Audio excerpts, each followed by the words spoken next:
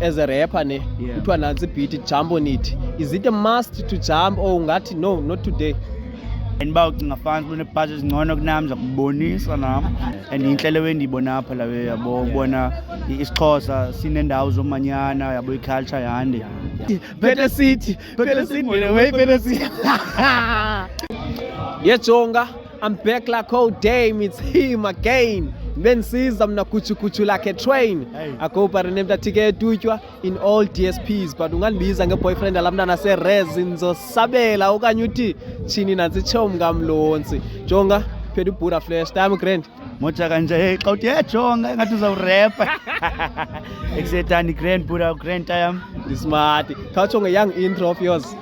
nguFlash Kumkani lo isibane selali aka B Flash aka Die Hard idyani yencasalala.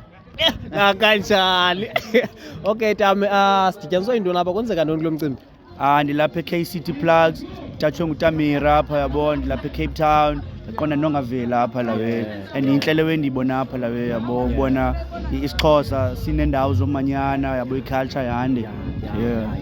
Okay so since ulapha eKapa iKapa likutreata kanjani? How's the reception kwi-audience xa usestage uperform? Bra ndiyayithanda iKapa okokuqala and kuyanivuyisa ubona uba nabantu bayanithanda iKapa bra yabo because ndiyithanda ngenhliziyo yami yonke iKapa khule ndimamela i-rappers lapha eKapa yabo kuze ndikwazi nami uba ndibe inspired ndiqala ubhala umculo bendimamela i-rappers lapha eKapa yabo. Sure damn. Okay no ingaba mhlambi as a rapper ne kuthiwa nansi beat jump on it. Is it a must to jump or ungathi no, not today?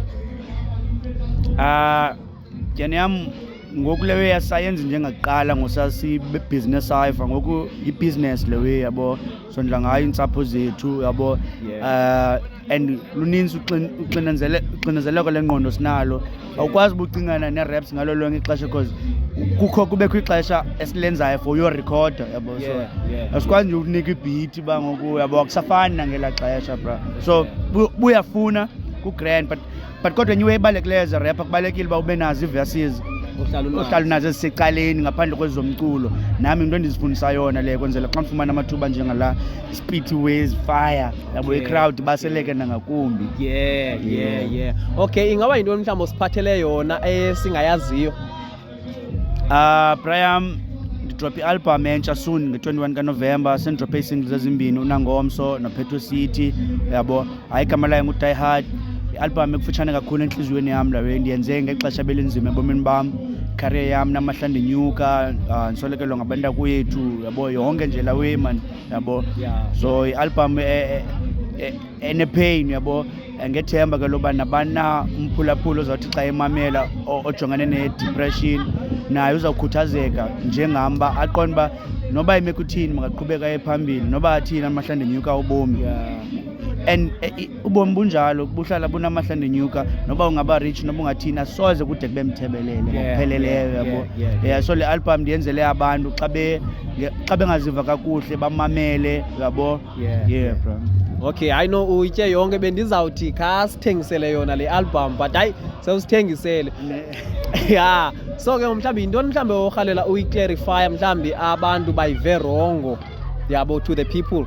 Sure bro, andina-beef namntu bra ndiyityane noxolo nothando ndiyasithanda isiXhosa yabo nabani aphutsha isiXhosa nqwenela umbone winner yabo but ke i-hip hop ne-politics zayo and uba ucinga fans bunebhazi ezingcono kunami zakubonisa nami.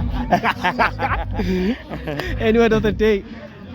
Qala apho ukhoyo ngaloo nto unayo sustressa ngongenayo uzodibana nayo endleleni. Kanjani Petro City ngole way Petro City Petro City ngole way Petro City